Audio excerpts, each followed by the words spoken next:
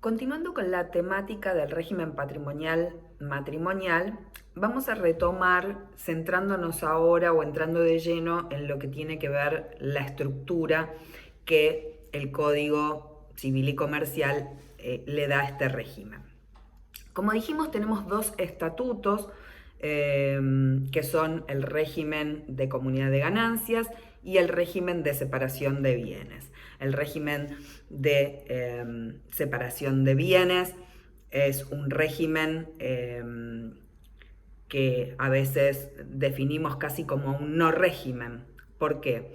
Porque dentro de este estatuto cada uno de los esposos conserva los bienes que adquiere para sí. Esto significa que no hay bienes comunes en el sentido legal y que por lo tanto cada uno se va a retirar del régimen o del matrimonio con los bienes que hubiera adquirido. A su vez, cada uno de ellos puede administrar y disponer libremente de esos bienes, por lo tanto, digamos, las esferas patrimoniales de los esposos se mantienen prácticamente separadas, como el nombre del propio estatuto lo indica.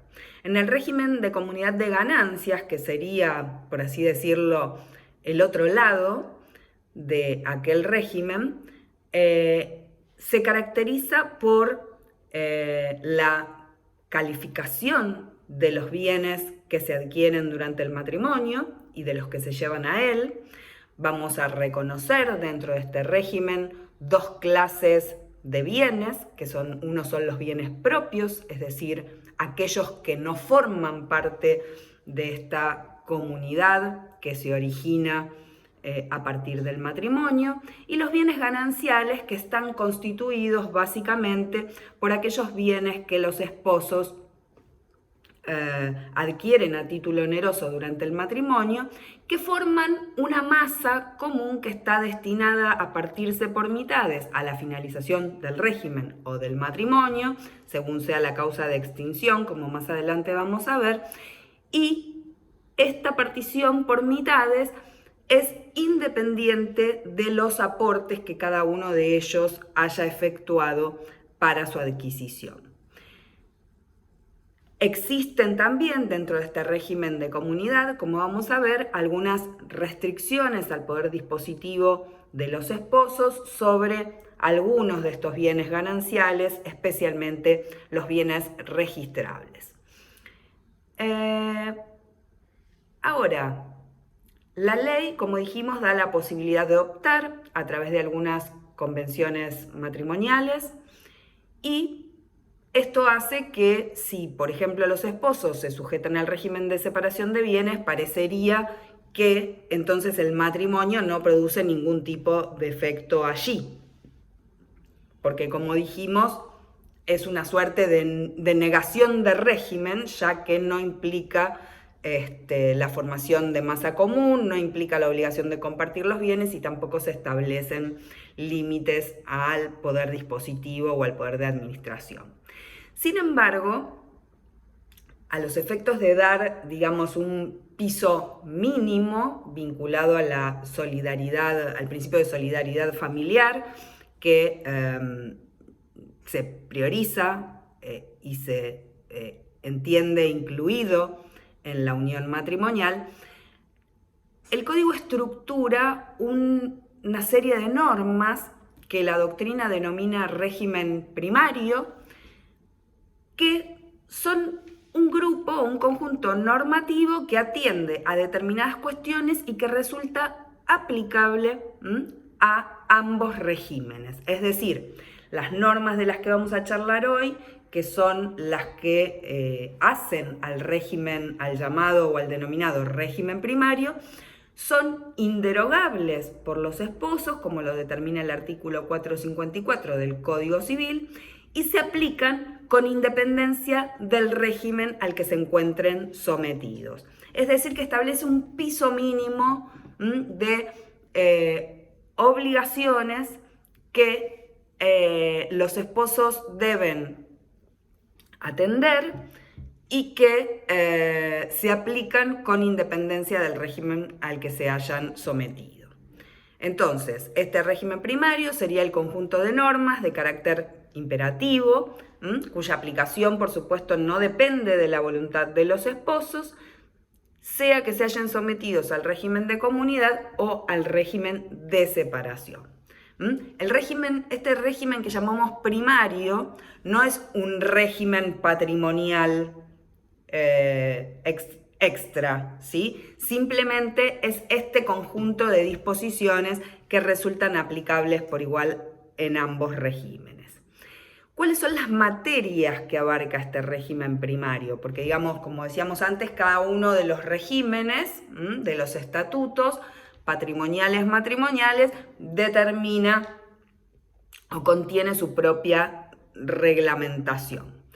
Este régimen primario abarca un núcleo básico de materias en el que está interesado, que es básicamente la contribución de los cónyuges al sostenimiento del hogar, la protección de la vivienda familiar y de los muebles indispensables para el desarrollo de la vida familiar y lo que tiene que ver con la responsabilidad por algunas deudas. El artículo 455, que está incorporado en este régimen, determina el deber de contribución que pesa sobre los esposos en los siguientes términos. Dice: los cónyuges deben contribuir a su propio sostenimiento, el del hogar y el de los hijos comunes en proporción a sus recursos. Esta obligación se extiende a la de los hijos menores de edad con capacidad restringida o con discapacidad de uno de los cónyuges que conviven con ellos. Esto quiere decir que ambos esposos, y esto es un principio que también entendemos implícito dentro de la relación matrimonial, y vamos a ver que es común a las uniones convivenciales, que cada uno de los esposos debe contribuir a las cargas familiares. Es decir, la obligación pesa sobre ambos de contribuir. Sin embargo, es probable y de ordinario ocurre que no necesariamente los dos esposos pueden hacer contribuciones económicas en un sentido monetario me refiero, o bien que ambos puedan arrimar recursos que no necesariamente son idénticos.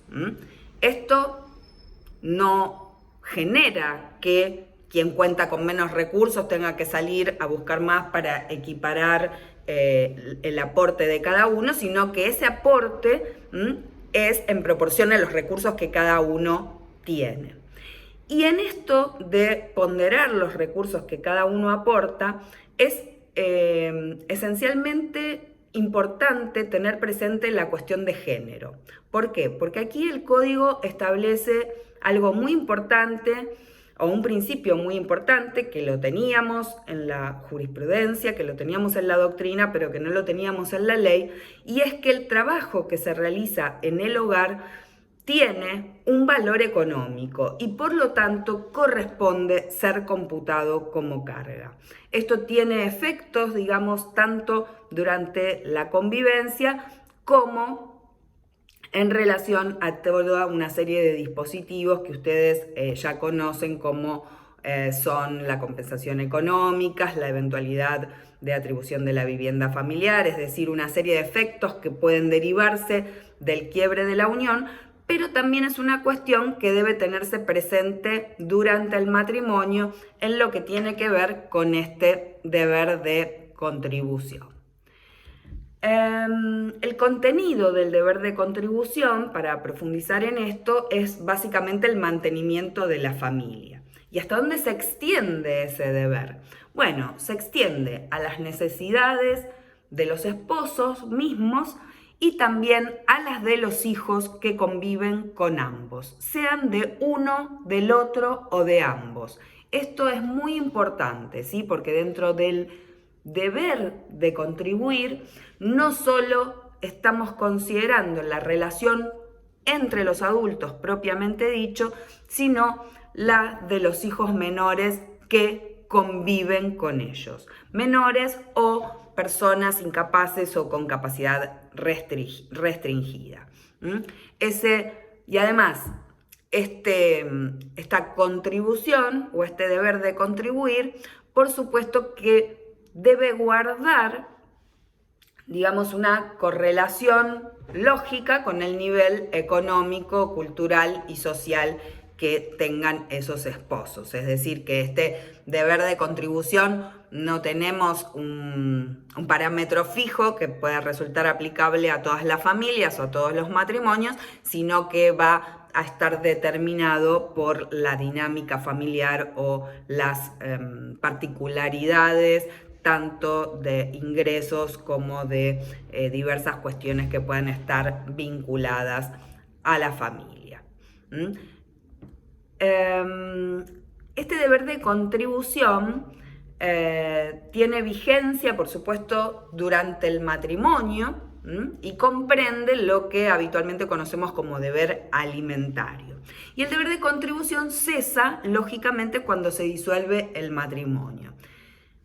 Sin embargo, podemos, o de ordinario ocurre, que después de, digamos que tras una crisis de pareja, es probable que el divorcio no se entable rápidamente, sino que nos encontremos con un periodo que normalmente denominamos separación de hecho, y podríamos decir que en principio en este periodo no subsiste, porque el fundamento del deber de contribución es la comunidad de vida, pero puede en este periodo, sin embargo, ser sustituido o ser reemplazado por una prestación alimentaria que, como ustedes vieron, resulta exigible mientras el matrimonio no esté disuelto, y que en este caso puede ser exigible judicialmente.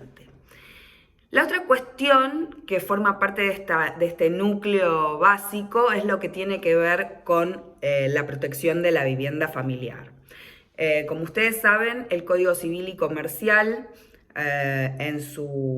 digamos, como una manifestación de la constitucionalización del derecho privado y como un importante efecto de esta constitucionalización, ha creado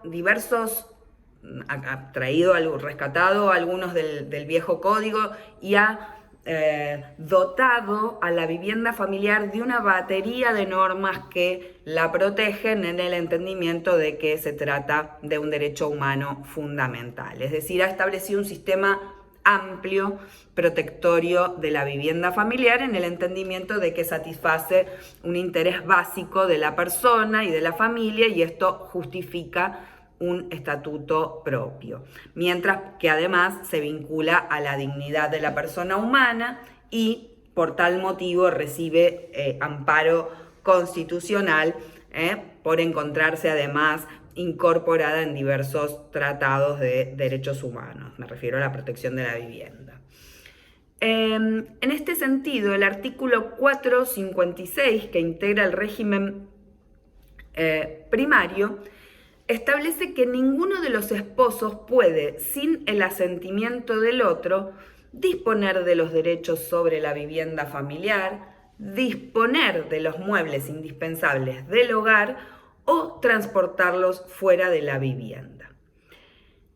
Esta norma lo que establece en definitiva es un control en cabeza del cónyuge no titular del bien, porque va de suyo que para disponer de un bien ese acto de disposición debe ser realizado por el titular.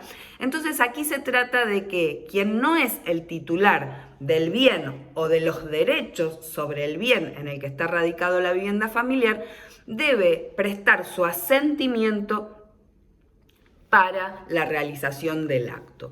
Hablamos de asentimiento y no de consentimiento, porque este cónyuge no titular no es necesariamente parte del contrato por el cual se transmitan ese bien o esos derechos, sino que simplemente es un tercero cuya conformidad se requiere para hacerlo. Esta faceta de la protección de la vivienda familiar hace al aspecto interno, es decir, entre los esposos. y faculta al no titular a pedir o a plantear la nulidad del acto para el caso en que el mismo se otorgue sin su asentimiento. Este planteo de nulidad puede tener lugar dentro de los 6 meses siguientes a que el cónyuge no titular tuvo conocimiento de ese acto de disposición, y no más allá de 6 meses de haberse extinguido el régimen patrimonial del matrimonio. De modo tal que tan importante es este asentimiento que resulta ser una condición de validez del acto. Ahora, si alguien es titular de un bien y el cónyuge se niega a prestar el asentimiento, el cónyuge titular tiene como posibilidad, cuando esta negativa del asentimiento no tiene, o cuando considera que esta negativa es caprichosa o no tiene asidero o es injustificada, puede plantear judicialmente la cuestión y obtener un pronunciamiento en el que se lo autorice a disponer el bien en caso que el juez entienda que no está comprometido el interés familiar frente a la disposición de la vivienda, sea porque el derecho a la vivienda está garantizado por algún otro canal, etc. Lo cierto es, o me interesa en estos minutos que son breves que tenemos para charlar el tema, que se tenga presente que esta negativa no puede ser porque sí, es decir, el cónyuge que niega su asentimiento tiene que demostrar que se vería, digamos, atacado o vulnerado el interés familiar. Lo mismo ocurre respecto de los muebles indispensables para el hogar. En este sentido, no hace el código una enumeración expresa, porque obviamente sería imposible, digamos, hacer una mención que los comprenda a todos, pero por supuesto esta situación de bien indispensable será interpretada en relación a cada familia, ¿no? Podemos pensar en muchísimos supuestos. Hay fallos judiciales que entendieron que una PlayStation es un bien indispensable del hogar. Hoy podríamos decir que tener una computadora, por supuesto, es un bien indispensable en el hogar, ya que todos estamos conectados, trabajando, estudiando, etcétera, por este medio. Así que, digamos, y en general, alguna parte de la doctrina ha identificado esta idea de los bienes indispensables con aquellos bienes que algunas normas los establecen como inembargables. Podríamos hacer algún tipo de identificación allí, no estricta, pero digamos podríamos encontrar ahí una referencia.